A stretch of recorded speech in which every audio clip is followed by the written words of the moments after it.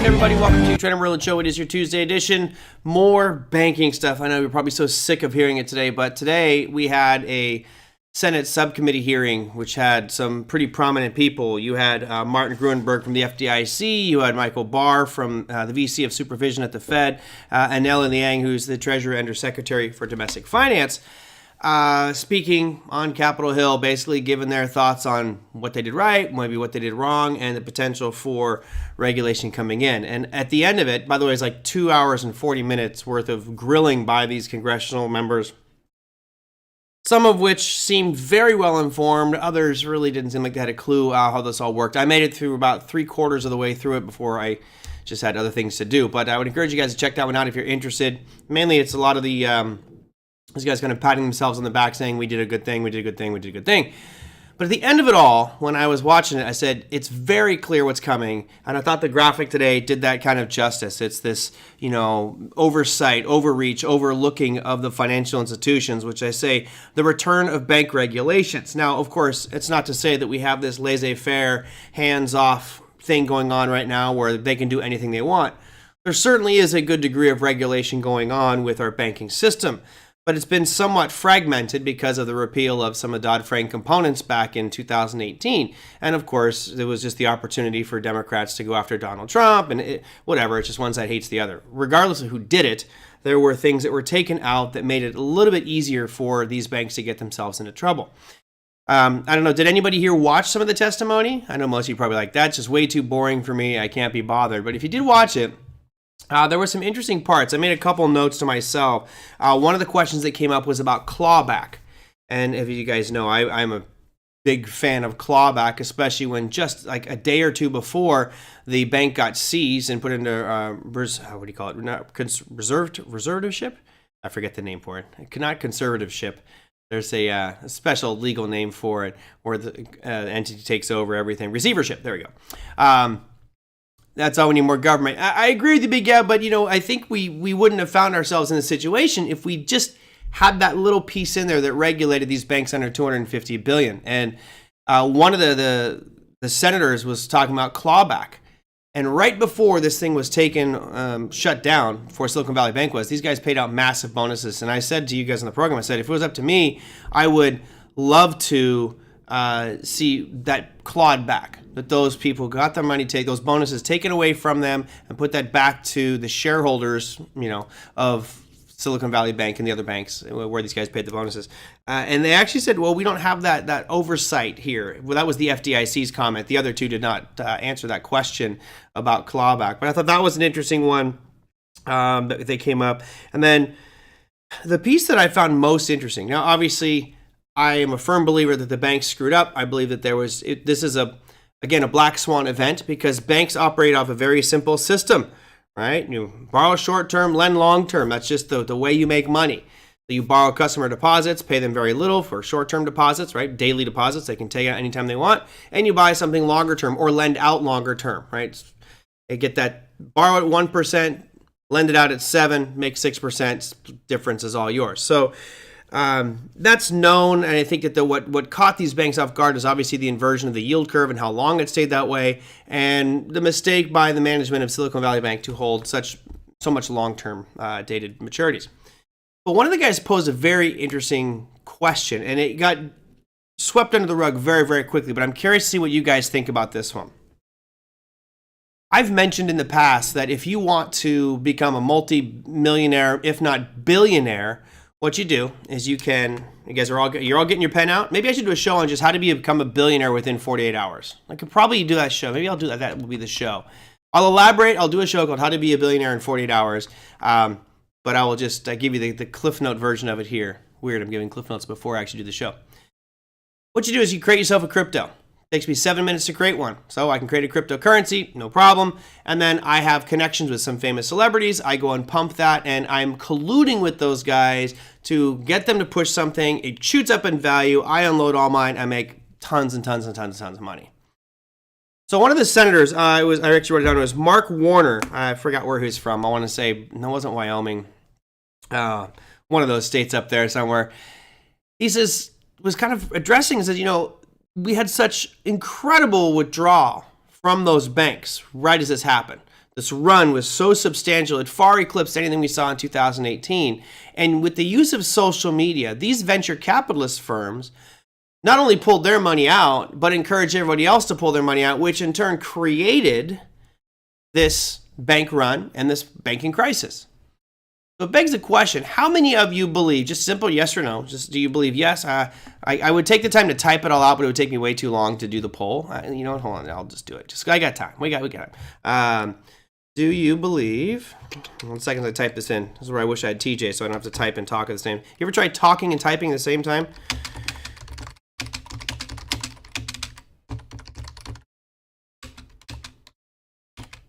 Okay, I just put, do you believe this was collusion by VCs? There we go.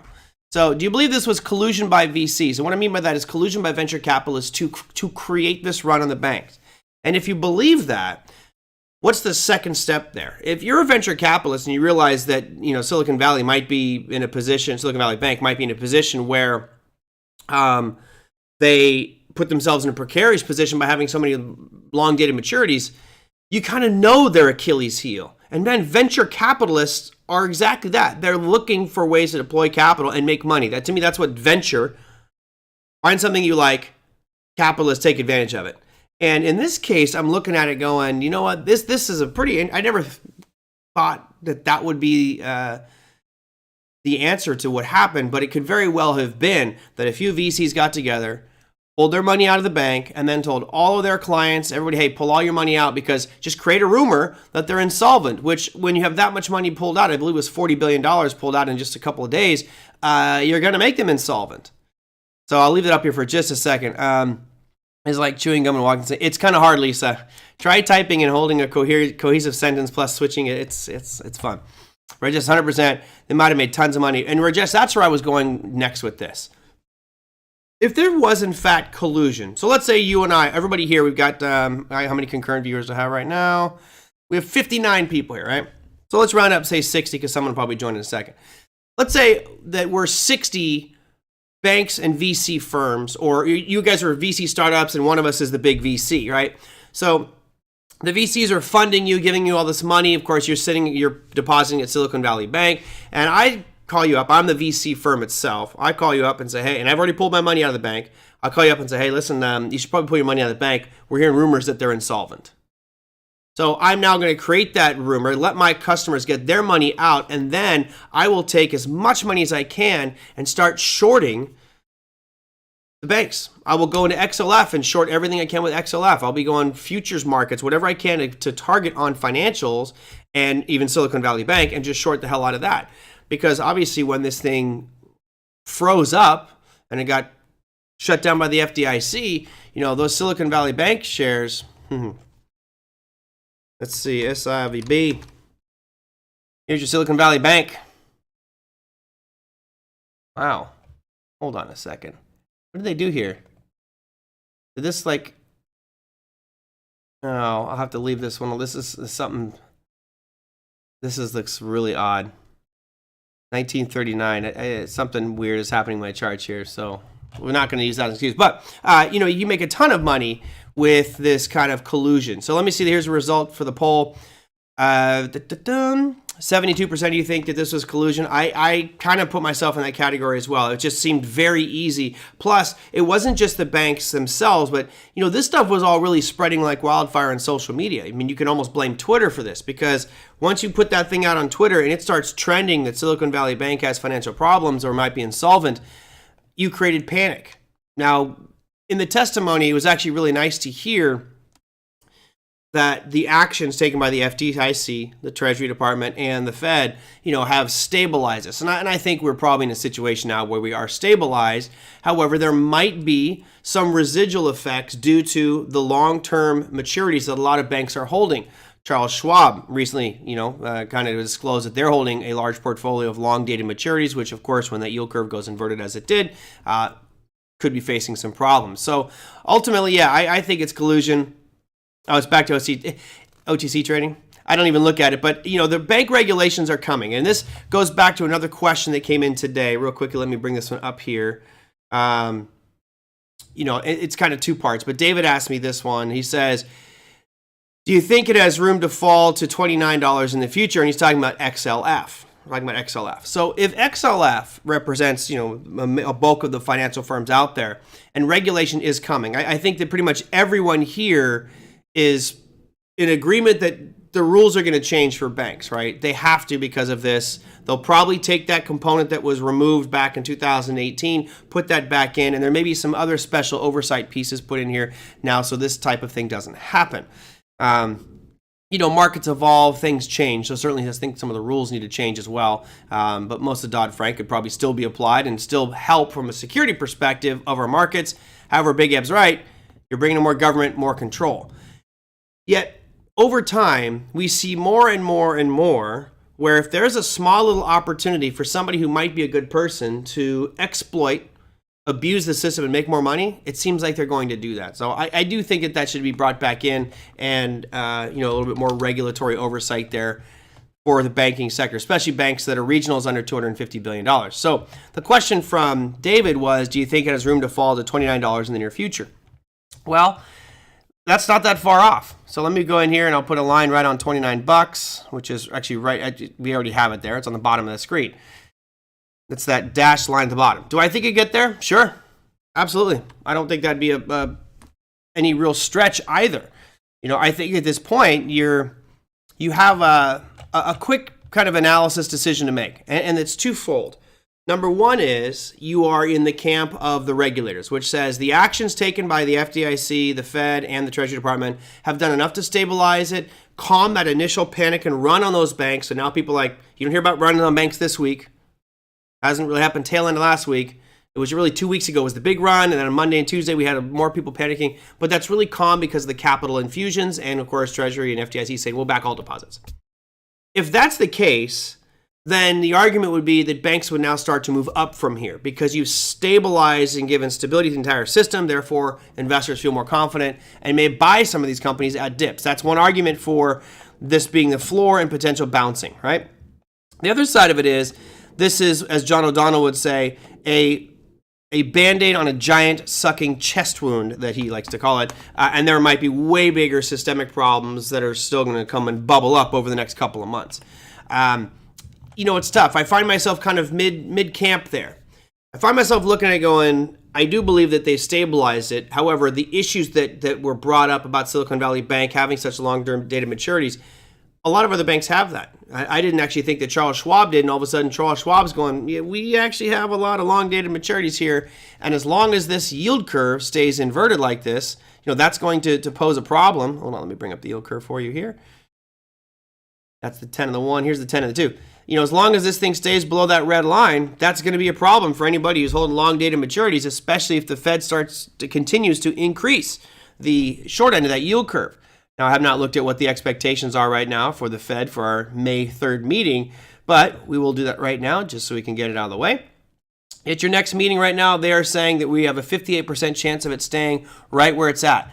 As you notice, that seems to be about the same as yesterday, but increasing a little bit over last week. So it looks like the markets are pricing in that the Fed is going to remain the same at the current meeting. I still am putting myself in the 25 basis point camp. I'm in this. I do think that we're going to see 25 basis point increase there. So, it's tough. I am long. So you guys, in full disclosure, I'm long. What am I long on?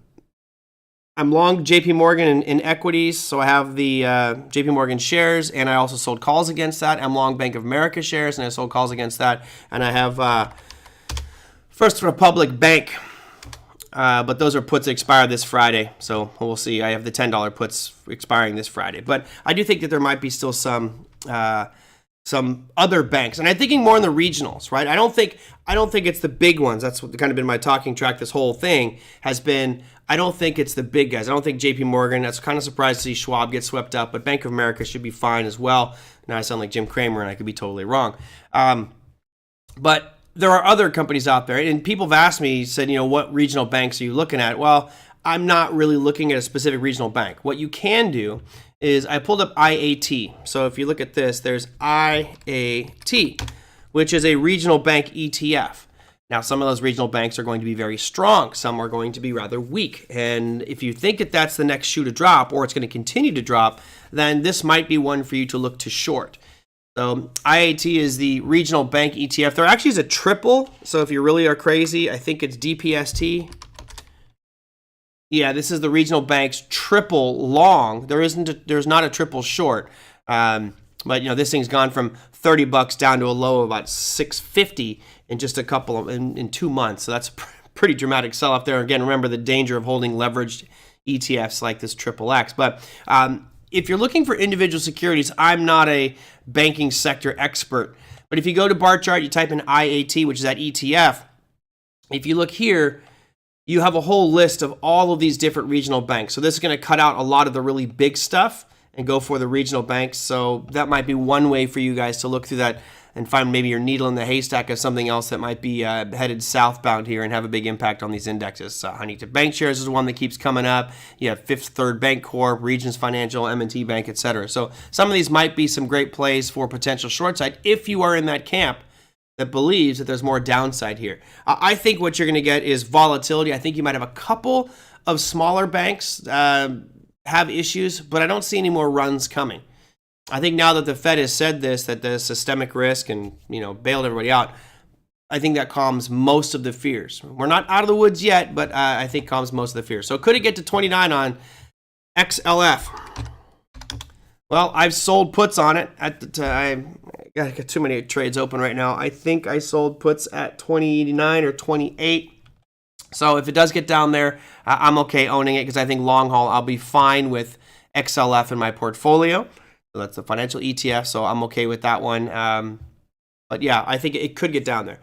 You prefer IoT? I don't know KRE. Oh yeah, actually I do. Never mind. No real particular reason. If you look at both of them, these are both. I would probably say KRE is the more liquid one, but let me just look at that to be sure. You look at this as trading an average, it looks about 5 million a day. So there's your KRE regional banking ETF. If you look at IAT, much less. So this is a much more thinly traded one. So this is it just popped into my head as the regional bank shares. But you're right, David. I would probably go to KRE. KRE's got way more liquidity than the IAT. So no, I would prefer, if I'm trading it, I'd prefer KRE over IAT just because of liquidity. Let's see. It can happen to any of their holdings, even fundamentally good. Even the UK government cannot stop its currency from collapsing. What can we do? Well, we just be careful. That's all you can really do is be careful out there, Ganesh. You never can control anything 100%, but mitigating risks and maybe spreading investments around is the best thing to do.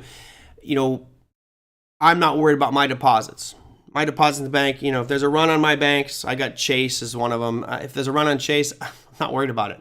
I have enough cash on hand outside the bank to support me for a while until I would need to get whatever FDIC money I need from those types of ones. But I'm personally, I'm not worried about it.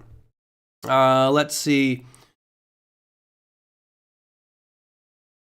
Vinay says, "What's the short of this one?" For they created the dip and now we rip. I don't know if we'll rip. That's the thing. We could all hypothesize on what it's going to be, Vinay. Some could say it's going to continue to sell off here. I do think you'll see ripple effects that are small. Like we had the initial earthquake, right? That was Silicon Valley Bank. That was Signature. That was the Silvergate. That's your earthquake. These are little aftershocks, and I think there'll certainly be some ripples. But I personally don't think that this is going to have that dramatic of an impact going forward. I think it'll actually smooth out. So as far as XLF, do we get to 29? I think that's a high possibility of getting down to that 29 mark. After that, you've got some unfilled gas, but I just don't see the things collapsing that badly, especially with, the capital infusion that came in to bail everything out.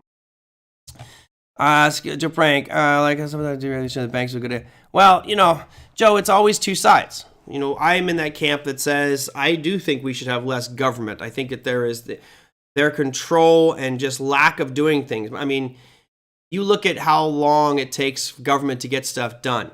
It's unbelievably inept. I tweeted out today. Well, what did I tweet out today? A New York judge has listened to the SEC and other government entities complaining that Voyager Digital should not be sold to Binance.us for $1.2 billion because they were selling unregistered securities. However, there was never a clarification as to what unregistered securities were.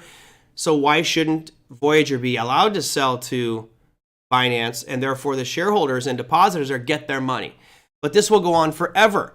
And just what I experienced with OTA, regulators will drag their feet knowing that their competition, whoever they are suing, does not have the financial means or firepower to survive long enough, whereas the government can just say, we're going to postpone, we'll drag, we'll delay. We've already frozen your bank account, so you can't do anything with them, so we'll just bleed you to death until you submit. That's the government approach. So unfortunately, government's a big problem here. It does keep people in line, but of course, the overreach from government, as we're seeing with the SEC right now and all the lawsuits going after so many different financial firms, can really bog things down to be a total cumbersome part. So it's tough. Part of me wants some government regulation. Like, this should not have been allowed to happen. If you listen to the comments that were made by Michael Barr from the Fed, someone asked him, well, you saw this problem, and he goes, it's not our job to fix these problems. It's our job to identify them. Well, if this is a member bank that's registered with the Fed should say, you can't do that. You are putting yourself in a systemic risk. You can't do that. But they can just suggest and write reports. And they said, oh, well, Silicon Valley Bank didn't put measures in place quick enough to fix it. Well, that should have been the FDIC, the Fed's role there should have been pushed that one. Anyway, that's a tough one, Joe. I could go on and on. It's too straddling that fence of too much regulation, too little. Skilled Stocksman, I thought the regulations were lifted on the smaller banks because they were not able to do much lending. No, I think that may be part of it. I think the main reason was that you're dealing with the smaller banks that shouldn't have too big of an impact if they did something wrong. That's part of it. And under 250 billion was the cutoff point for that. So now you have a situation where they did put themselves in a precarious position. Not necessarily, I was going to say not necessarily doing something wrong, but buying short and selling long is not exactly a wrong technique. Most banks are doing that. It's just getting caught with that inverted yield curve. So the Fed, as we talked about yesterday, actually created the problem, right? The Fed, by raising these rates so abruptly on the short end of that yield curve, put Silicon Valley Bank underwater on their long end. And then because the run, just by having long dated maturities doesn't put you in a bankruptcy position. But because the run on the bank forced them to liquidate, that's where the problem came in. Let me see. There's trouble brewing, and all of us should be ready to capitalize on it. Yeah, with everything I say that. When you look at something, then you say, oh, this is a terrible event, it's horrible. Kind of got to look at it and say, all right, well, what's the opportunity there from the market perspective? And it's not like you're doing anything bad. It's saying, hey, this event has happened. What's the reaction by the market's going to be, and will there be a specific market segment that I can capitalize on? Reminds me of OSHA a few years ago. They needed money, so they were suddenly finding everyone. Damn regulations. Drives me nuts. All right, so let me run through the top 7 here. Again, the graphic today provided by my AI program. Love it. I thought this was a good one, too. I ran through a whole bunch. Unfortunately, the eyeball there on the left, you can't quite see it, but it's a regulatory logo. I think it was trying to take like the FDIC logo, because I actually did say use the FDIC. But the regulations are coming. So I guess ultimately, what does that mean? In the long run, and this is not going to be 3 months or 6 months. I think you're talking more 1 year out. What does it mean? Well, it means that we're going to see legislation proposed probably in the coming weeks, maybe months, because their regulators suck and are slow. Legislation will be proposed to bring back those components and maybe add some new oversight pieces to what banks can and can't do. I do think you're going to start hearing that discussion about reserve requirements rising, which of course now puts more constraints on credit lending. So in the next year, I think what's going to happen is the lending machine that has propped our markets up and helped these markets grow because they're lending out so much money with zero reserve requirements, that's going to change. I think the cost of capital is going to get much worse in the next year.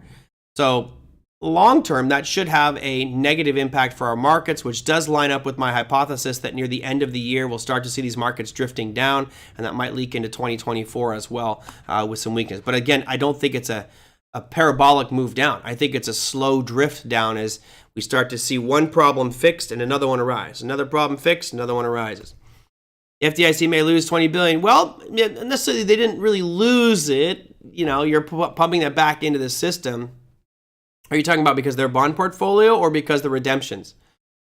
So I think that the number was like $20 billion that they had to pay out from the fund that these banks have been paying into. what will be of interest will be wondering what is going to happen with regards to the fees that regional banks have to pay for FDIC protection now. Well, will it involve Bitcoin? I certainly hope it does, but we know the regulation will probably focus on the banking sector and then anti-crypto to begin to round it out. Are those bank bailouts like a loan or just free money from taxpayers? That's the big discussion, Pepe. So that is not money that's coming from taxpayers. The bailout from the FDIC is actually a pool of capital that banks have been paying into. Apparently, there's 120 or 125 billion dollars sitting in there. So that should bail it all out. Almost every senator that was grilling those three today on Capitol Hill was asking that same question, and even Sharon Brown was going, I want to make it clear none of this is coming from taxpayer dollars. And the FDIC guy's like, nope, we've got it. It's in a fund that they've been paying into. Okay, great. So for now, the money is not coming from taxpayers. Now, as Rajesh says, which will be changed, as Vinay says, they keep printing. Down the road, if that amount is exceeded, they may have to print some more. And I would imagine that the Fed would probably try to do some stimulus anyway. I don't have the chart here, but there's a beautiful chart about Fed balance sheet. Let me see if I can bring this one up here real quick before we wrap up. I don't know if it shows the recent pop. No, not really. So you can see this curl. So if you look at the Fed's balance sheet, it was like $8.9 trillion right here at the peak. And then we dropped all the way down to 8.4. So $500 billion of money have been removed from money supply. And then all of a sudden, we popped up significantly. And I don't believe this has the most current data. So from what I saw, it's already bounced up 50% of this decline. So if we went from 8.9 trillion total assets on their balance sheet to 8.4, that means a jump of 200. So right now we should be about 8.6 trillion. We're pretty darn close. So, all this since, give me the date here, Merlin. Where's the date at the bottom? Since looks about March of 2022, they've been selling. They've been getting that balance sheet down. Great. We've got a long way to go. But now all of a sudden this issue hits and the balance sheet gets stocked again, which of course would lead to what? If this curve starts running back up, inflation will start to rise yet again. And remember, part of the reason that they're removing this money supply is to fight inflation. So as this starts to jump up here, the Fed gets more balance sheet acquisitions, it's printing of money. And yes, that will be the printing of money there from the Fed, and that causes inflation to rise again. And of course, if that happens, we're right back in the situation we were before, which is, do we have 7%, 8% inflation? Oh, the chess game just keeps on going here with our financial markets. The good news is it will always create opportunity for you and I. All right, I see two questions again. In a rising rate environment, every YouTuber paper was saying how banks will benefit from it. Now you see the opposite is true. Well, and you're right, Ganesh. And it's not that it wasn't anything specific to YouTubers or papers. That's just the historical norm. The difference here is in a rising rate environment, what we usually have is that entire yield curve shifts up. So that banking sector metric of borrow short, lend long, which is what banks do, right? Again, customer deposits are the main source for borrowing. They're borrowing your money. They're going to pay you less than 1% and loan out higher. But as that yield curve moves up, they can lend it out for even more. So the YouTubers and papers were absolutely correct. Banks do better because now they make more money on that long-term lending that they do. However, because that yield curve inverted, that's what broke the system. So I would argue, Ganesh, that everybody there is correct, but we have the black swan event being the yield curve inverted for so long that it's really starting to take its toll on those banking profits. So yeah, banks typically do well. That's just the norm for markets like this. When you buy at a bank with billions in U.S. bonds, who owns those bonds? So it's you own those bonds, so it's more an exchange than a bailout. All right, no problem, Pepe. Good to see it. Seems like this stuff is going on purpose. It could be, John. It's hard to say that it's accidental. If the Fed. So Michael Barr, when he was speaking today, he specifically said that they knew about this in November of 2021, that Silicon Valley Bank had this problem. So, it's not like this was a 3-month-old problem. This was over a year that they noticed that they had all these, heavily weighted, long-dated maturity portfolio. That was a big problem. Like, and my question would be, how the hell didn't you fix that in time? You had over a year and a half to modify your portfolio and sell some of those ones and move around it. It's not that hard of a problem to fix. So they just keep going back to bad management. Are a seasonal trader guy? April is 77 green. Yep, April is one of the best performing months out there. September is being the worst. But yeah, April is generally a very good month.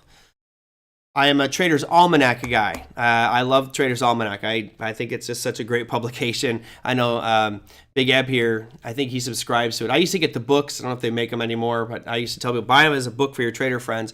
But there's all kinds of great stats in there. So yeah, I think everything works, Vinay, until it doesn't. Everything works until it doesn't. So if you get a stat that says 77% of the time April is a green month, buy it. Just make sure you got a stop loss in place, because it could be that 27% of the time that it's not, or 23% of the time that it's not going up. Yep, I agree with you, John. Before you go, can you look at Lululemon and give us an opinion, include after hours, as they had earnings after hours? Yeah, so let me go and show you this. Here is, actually, I didn't even get the earnings number in. So this is what happened out there with earnings today. It's funny, you saw Micron Technologies report earnings today, and you can see that they missed pretty badly. They were supposed to lose 66 cents. They actually lost $1.91. That's a ridiculous miss. And here is the chart for that one. Let me get an old line on there. Tom, you're here. You might want to put Micron Technology down in your list as a yellow box candidate. I mean, check out the sideways action for Micron Technologies. It has been just absolutely great, just bouncing back and forth between those high values of, call it 65.50 and a low of right around 48.50. So looking at a great chart there. Awesome. Now, at Lululemon, as you can see on the earnings calendar, they were supposed to report earnings. I didn't get the current number, so I will bring that one up for you right now, because I'm sure it has changed. So give me 2 seconds to bring up my earnings calendar so I can see the actual number for Lulu. There you go, Lulu, looking good after hours. So they were supposed to report $4.25, came out at $4.40, so a 3.5% surprise. 11.77 would be their percentage gain today. And here is Lulu. And I'll throw on after hours trading here. Oops. Let's go. Oh, yeah, the wonder won't do it. Let me go into here. Let's go 15-minute time frame just for fun, and then we'll do after extended hours trading. Okay, so first off, beautiful uptrend going all the way back into the 15th, just higher highs, higher lows almost every single day. I will put a line as to where we are right now on price, which is right around 358 even. So I'll put it right there, and then we'll go back to the daily. So I love to see earnings announcements where it opens up or gaps up right in an overhead supply zone. So unfortunately, we're not there yet. If you look at this big gap that goes, by the way, if you not see my chart here, this dashed line is where we are currently trading on Lululemon. Now, if we got up to an upper area, so for let's see, for Lisa, if I saw this thing opening up somewhere right around here in that yellow box up top, I'd be extremely excited about shorting this, because you're coming in an overhead supply and closing a gap, right? You might actually just do it to there, so you got a wider range on it. But unfortunately, we're not quite there yet, so I don't really have any sense as to which way it's going to go. There's no force in that open window of price that goes from $370 all the way down to $344. There's nothing in there that would lead me to think that you're going to see massive buying or selling pressure. So unfortunately, nothing to really do as far as predict direction on that one. There's no supplier demand zone that could push that one. So I would just kind of, no trade for me on that one. But if it opens up above 370 or somewhere in the yellow box, that might be a great opportunity. It'd take a lot of effort to get there. That's for sure. But, some headlines in the morning might actually push that one up even more. So that's my thoughts on it, Lisa. I mean, long term, it looks like it's just getting out of some funk. It was looking real ugly. Nice rip to the upside.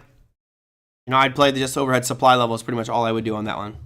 So probably not the answer you wanted to get to that, but that's it. Let's see. All right, that's got it. So let me see. I'll start to slow things down here and wrap up. Let me get this. I know you guys are going to send in some more question. Oh, you want about the shorts? Well, if you're short on Lululemon, I mean, tomorrow is going to be a bloodbath, right? Whoever's short this one's going to get slaughtered tomorrow morning. You move up $37. That's a big jump on that bad boy. So I'm inclined to think that you're going to get some short squeeze on this. So if anybody is short, and let's look and see what the short interest is on this one. This is delayed information, but we can still get an idea as to what might be going on with Lululemon. So we'll go to statistics here. So I'm at Yahoo, going to statistics. I'm just going to scroll down here, and it usually shows you percent shares short. Yeah, so this is not bad at all. This is actually really good. You can see short as a percent of float as of March 15th was 3%. That's almost nothing.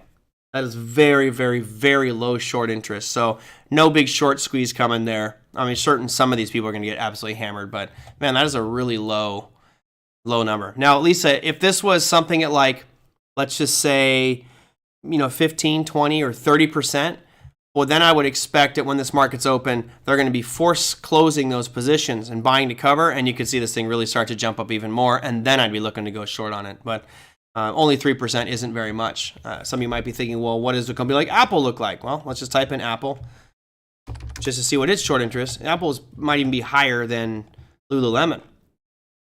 Nope, not even close. Wow, less than 1%. Man, Apple looking good. Let's see, what might be a highly shorted one? How about Tesla? Probably because most of the shares are going to be Bill Gates's. Yeah, still really low. You don't see too much shares short, man.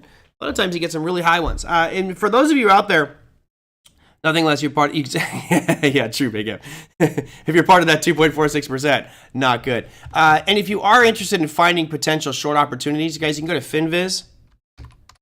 They've got a really nice scanner and filter there.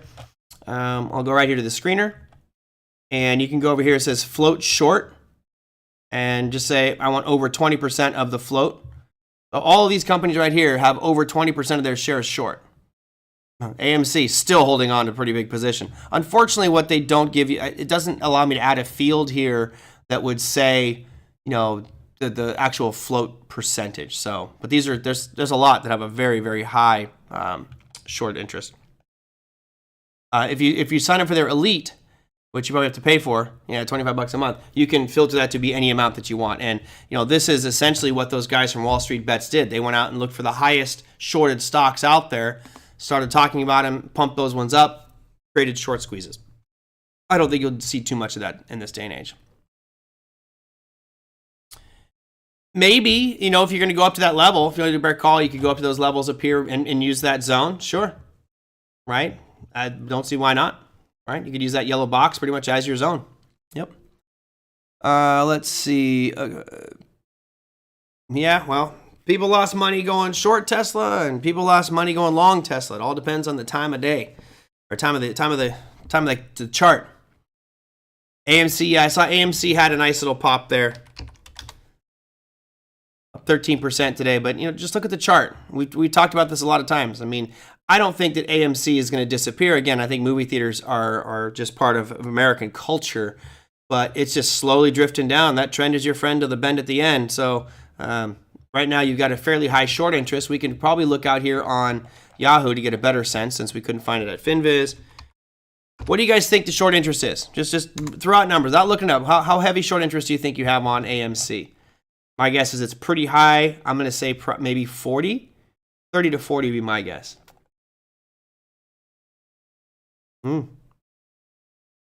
25. Not bad. Oh, are they? I didn't see that. Wow. Well, that's kind of a weird. Why would Amazon buy AMC? That seems like a really weird mix. Anyway, I don't know. All right, let me go to your calendars for both earnings and for economic for tomorrow, and then I can wrap up here. I got a class I got to get ready for tonight. Market thought 34. Yeah, I was thinking 30 to 40. I thought maybe 35 would be a good one, but I tell you what, if you're a businessman, you buy AMC. I mean, they've just been beaten down. I know some of you are fine to go back to theaters. I personally just don't even go anymore because I'm not spending $15 to go see a movie, and then I'm stuck with $20 in concessions, so I'm $35 to go see a movie when all of a sudden I got a theater at my home, or I can watch it and it doesn't cost me anything. Love it. Amazon does have their Amazon Prime Video. That's what I was thinking too, is like, is Amazon going to now be releasing all their stuff in the movie theaters? Maybe, but that seems like a weird one. See, I get MGM, Big M. If Amazon bought MGM, that makes sense. MGM's a production studio. AMC's a physical theater. You know, it seems like more and more we're moving away from physical entity stuff and going more virtual. You know, production company is one thing, but hey, who knows? PBJ, yeah, I'm looking forward to John Wick. I didn't really like part 3. 1 and 2 were great. Part number 1, you kill a puppy. You had my emotions high that entire movie. All right, let me wrap up. We're going to the movie talk here. Here's your economic calendar for tomorrow, the 29th of March. You can see up at the top there, you got some things coming out for the UK, for the British pound, I should say. You can see quite a few announcements happening at the wee hours of the morning there here in the States. If you scroll down a little bit, you'll see you got Swiss franc, but then it really gets interesting with the US. We have pending home sales, which I'm very curious to see what those numbers look like for the US markets. We've seen, because the mortgage rates have dropped significantly, kind of expect that number to be better than anticipated. Right now, the expectations are that it was 8.1% increase month over month. They're expecting a decline of 2.9%. Now, this is most likely lagging, right, to be at least a month late. So, you know, I might kind of think that we'll come out a little bit better than that negative 2.9%. But that's a big one for tomorrow. You also have crude oil inventories coming out, and I guess we have not talked about our markets, and crude oil was middle of the pack today. Here is your earnings counter for tomorrow. RH, Cons, Cintas, and Paychex are really no big companies there. So let me walk through our top 7 just to round out here. Bottom of the barrel was the NASDAQ 100. Again, nothing really exciting on the day. I mean, it was slightly down 0.44%. It was down much more. It was down about 1% earlier, bounced back. But technically, it's still just smacking its head against that ceiling at 13,100. But look at the Dow. Similar picture. Red candle, but not a lot to say about it. It was down 0.13%. Again, this is the futures, which is going right now. Yeah, Lance Reddick, that was a sad one to see. That guy was great. S&P 500, same as the Dow today as far as results, down just 0.14%, so call it pretty much unchanged. You know, yesterday on the S&P, when you look at the futures markets, you had a little bit of a shooting star here. So if anybody plays that with my rules, you had some opportunity on that to the downside, but ultimately we rallied back up and closed just slightly down. Same for the Russell. Right, not a lot of big changes here. Crude oil, 0.54% gain today. Now, they come out with crude oil inventories tomorrow, so keep your eye on that one. That'll happen. That happens, what crude oil inventories is generally into the market 1 hour. So, yeah, 1 hour into the trading session. And then gold. I was happy I sold some puts on silver yesterday, so I collected some really nice premium. That's expiring this Friday. So is my JP Morgan, so is my Bank of America, so is my First Republic Bank. So Friday will be a good day for me, I hope. We'll see. Gold was up 1.01% today. Silver was up a little bit as well. Technically, nothing has changed here on any of these markets. I don't see anything technically that screams at me. Bitcoin's probably the only one that I'm like starting to feel good about. You notice that there's been this low right around there, call it 26,665. You know, if we can get below that, then I do think you'll see it fall straight to 24,003, right to this next area where it rallied out of. But if it can hold this, if it manages to weather this current storm, then I think you'll see 29,000 challenged again and start to move back to the upside. Maybe I should just do this since I like doing the boxes. You know, I think you're in that kind of phase right now with Bitcoin. And Tom, this goes back to your question on how do you identify when you're in the sideways range? Well, I'm just looking at it right now, how it's respected that lower end for 3 consecutive three candles, and then the top kind of peaking right around the same price of 29,000. So, it may rip down below this tomorrow, but it's starting to look like it's just going to channel sideways for a little bit here. And if that does in fact happen without making a new low, the bias would be for an upside breakout. The reason being, typically when things break out, they break out to the upside of the prevailing trend, which is what we see here is clearly up. All right, that's it. 45-minute show today. I've got a nice red gold take. Good. Does gold have a flag formation? Well, let's just go look at your flag. You could argue that it is. And the main reason I'd say that is typically a flag has a really big impulse move.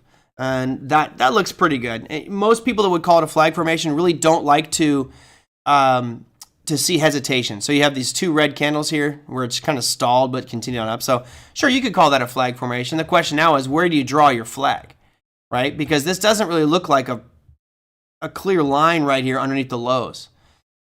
That initial drop that we saw starting back on March 20th, that was a significant low. Granted, it's still not a lower low, but how do you draw it? Do you draw your flag like this and go through those peaks?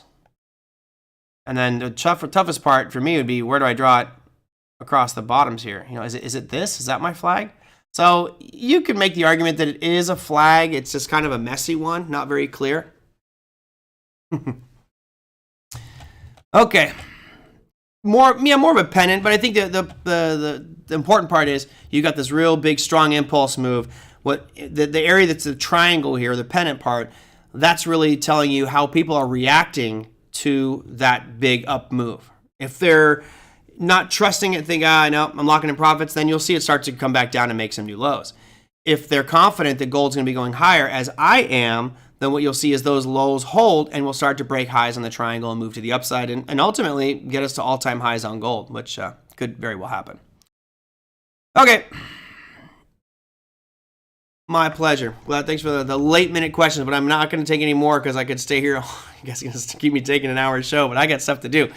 All right, that's going to do it for me for today. Tomorrow, we're going to have, let's see, Jerry Baldwin on the program, and we're talking trading plans. So we usually talk about futures. We're not going to talk, we might talk something about how he incorporates futures pieces into his trading plan. But I asked him, walk me through your plan. I want to see your approach because everybody has their own ways that they do things. And I know some people like one trader over another. I thought it might be nice just to see what he incorporates in there, how he looks at his different rules and structures. So tomorrow will be kind of an application session of trading plans. So if you guys have any questions regarding that, email me at tradermerlin@gmail.com. Send them on in. Until then, happy trading, everybody. I will see you mañana. Take care.